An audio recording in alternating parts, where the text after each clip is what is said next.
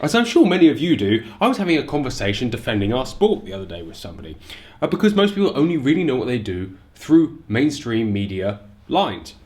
And the story this person had been fed was that Scottish Easter bunnies were slaughtered en masse and were going extinct because of grouse moors. So after a quick 10-minute discussion on what I'm about to discuss with you, they understood the other side of this story, and hence I thought I'd make a video on it. So if any of you didn't know the full picture or just wanted to send someone a link when they post something ignorant, here it is. These are the Grouse Moor Easter bunnies, mountain hares. Whole mountainsides are being completely cleared of Grouse Moor Easter bunnies. The only rational response is to give these beautiful animals the protection they so urgently need. So the mountain hare, Lepus timidus, also known as the blue hare, the snow hare, or a whole plethora of names to be honest, is Britain's native hare, although 99% of the population on the mainland is up in Scotland. For those of you who think the brown hares are native, well they kind of are. They've been here for 2,000 to 3,000 years on estimate. And I do feel at that point they kind of deserve a native status. They've been here longer than some tree species, for example, and rabbits were released back with the Romans, but really were only established in the 12th century here. So they are the longest standing, the mountain hare, the longest standing rabbit type species out there. They weigh about 4 kilos, they're about 2 foot long when they're stood there. They turn white in winter and they're brown in summer. And the best time to count them, or best time to see them, is once the snow melts, but they're still white. The main reason for turning white is camouflage. Their main predator is the fox, and a brown hare on white snow is an easy target for them. Seeing as they live on top of the ground and sleep in forms, it would be easy for a fox to take advantage during the winter, so they turn white. Birds of prey do take advantage of them as well, but the fox is the main predator. The average lifespan of a mountain hare is about 4 years old, although obviously a mixture of management, predation, and, well, living on very cold, nasty places means that they sometimes don't make it that far. So why this video? Well, anti-shooters seem to think that we are persecuting mountain hares. And when I say we, I mean shooters in general are persecuting mountain hares and aren't managing them sustainably. This isn't helped when companies, obviously with their own bias, such as Lush and League Against Cruel Sports, are putting out with people like Chris Packham videos like mass killing of Scottish mountain hares. Videos like that, titles like that in The Guardian, all sorts. It doesn't help. And stating figures, randomly plucked figures, such as they are down to 1% of the population they were in the 1960s. As I'm going to go on to show you, is that papers can really say whatever they want, and science needs to be proper, good quality science, or else it's kind of worthless.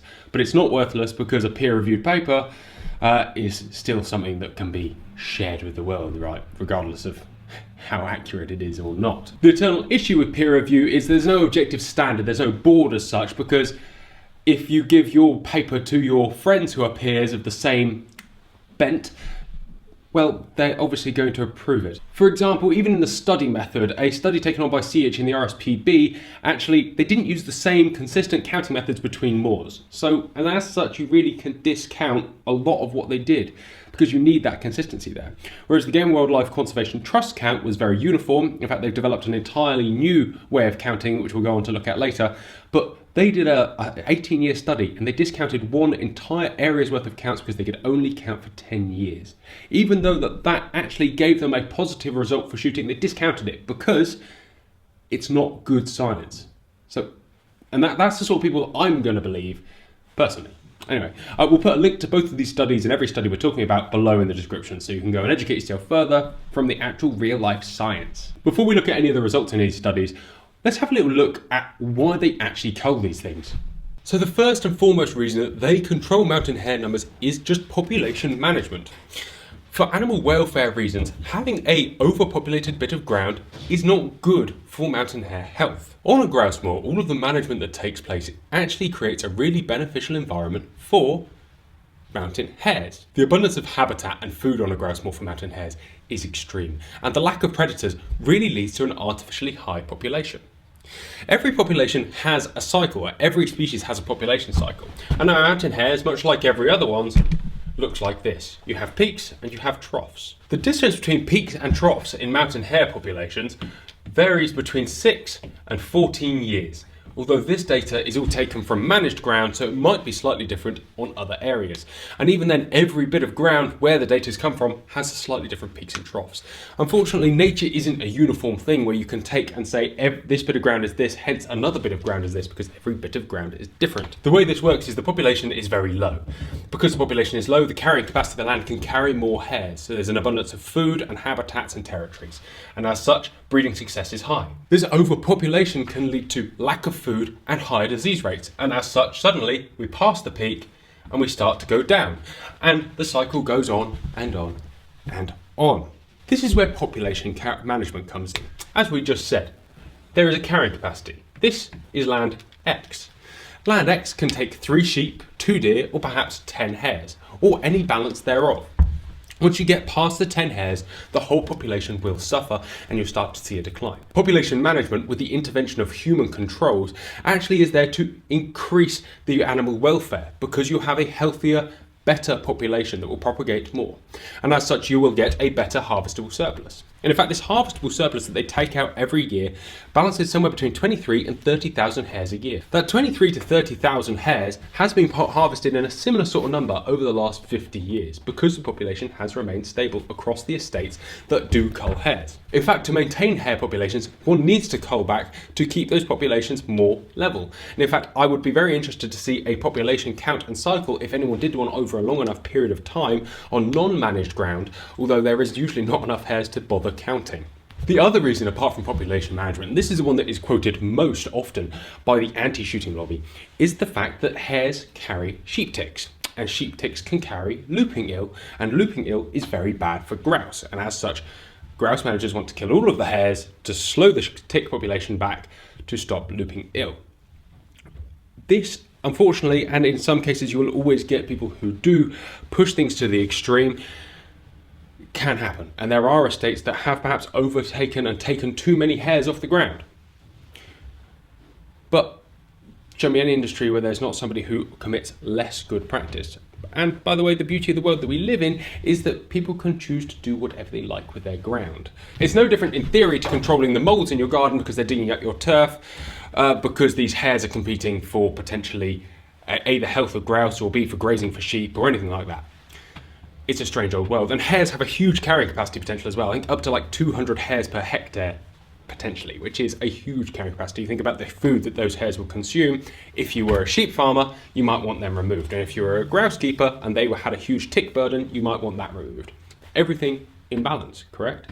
What is looping ill, you ask? Well, looping ill is a viral disease that has been present in the sheep population of Britain for well over 200 years, or recorded for over 200 years at least. In fact, in lab conditions, chicks with looping ill, grouse chicks with looping ill, had a 79% mortality rate, and it's expected that actually that would be even higher in the wild.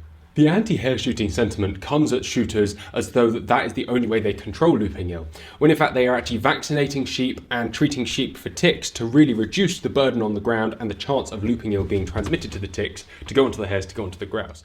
On a separate note, looping ill can actually be contracted to humans in very rare cases. And the first week that you have it, you get flu-like symptoms, before getting a week where you feel like you're better, before coming down with severe flu symptoms and potential mental ailments as well. So it's really bad if humans get it, although that's not a reason for culling hares, but it is an interesting piece of information nonetheless. Anyway, moving on for the neurological effects that you can potentially get from contracting looping ill, let's go back and actually discuss if there's any stake in the fact that the hare population is going down. So keeping the hare population in a healthy balance makes for a lower tick burden, makes for a healthier hare population, makes for a healthier sheep and grouse population, and keeps grouse keepers and landowners happy. All of these things seem pretty good. And of course, as I've said, there's always going to be some people that bend that rule and don't keep that healthy balance between the hares and the rest of the wildlife. But the majority, however, just basing on the fact that they've been removing the same quantity of hares off the same estates for the last 60 years, do believe in a manageable, sustainable harvest of the hare population. So where does the hare population stand currently? Well, let's first talk about counting. It's very hard to get an accurate count of hares, given that over the last few years we've only started to see better and more uniform techniques of hare counting going on.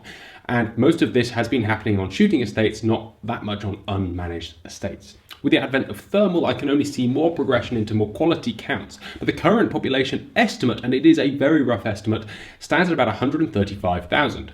Although I have read various figures all the way up to about 350,000, so it's apparent that nobody really knows the answer. So to say a population is in decline when not really knowing where the population stands, well, that's non-scientific. In fact, it's just guesswork at best. So I would say, generally speaking, before any other wider statements are made by either side, is that a good and accurate population estimate needs to be made. And as I've said, the Game and Wildlife Conservation Trust and Natural Heritage Scotland and the landowners of Scotland are all coming together and have come up with a much better idea for counting, and that is that they walk 2 kilometre transects over 2 kilometre transects over a 400 hectare block with a lamp just after dark when the hares are most active and count. And this currently is actually leading to the best and most uniform results. However, we're going to have to wait 20 to 30 years to actually get any usable science, to see any usable trends out of this. And herein lies the problem, is actually it'll be probably a long forgotten thing by then. It's quite a shame actually, isn't it, that nobody invests enough in long-term science, they're all going off just little plucked figures. Anyway, that's by the by. So are there actually any hares? The answer is yes, there's 135,000 hares, most of which are on grouse moors. In fact, up to 35 times higher population on managed ground than on unmanaged ground. 35 times than on unmanaged moorland. Now that's soak in. So perhaps instead of asking grouse moors to stop shooting hares to keep numbers the same, perhaps in fact the anti-hare shooting or perhaps anti-grouse shooting lobby should in fact look to the grouse shooting industry, to their population management and their population control scheme and go, these guys have all the hares, and instead of asking them to stop, perhaps they should just start managing their estates properly. There's some food for thought for you anyway. All of the information, all the sources are just down below if you'd like to go and have a look at them and read further into this. If you think that we should ban hare shooting, I'd love to have a discussion either in the comment section below or drop us an email, because I think it's one of the bigger pieces of propaganda put against grouse shooting, and it's farcical. When the anti-shooting sentiment is such stuff like the Scottish Easter Bunny, one thinks that perhaps this is a emotionally driven, usually which is based behind some financial incentive choice. And that pretty much sums up the whole anti-shooting sentiment. Anyway, guys, thank you very much for watching. Take care, goodbye, and we'll see you next time.